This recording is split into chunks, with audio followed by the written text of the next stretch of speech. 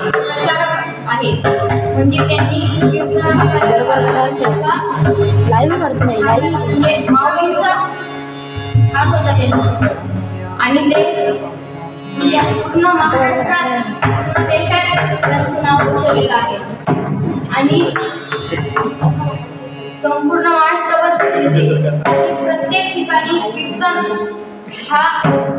कीर्तनाचा प्रचार केला. आणि जर आपल्याला तहान लागली असेल तर आपण ती तहान निर्गुण आहे आणि जर आपण ते तहान मिटवण्यासाठी जे पाणी प्यायचं आहे ते सगुण आहे.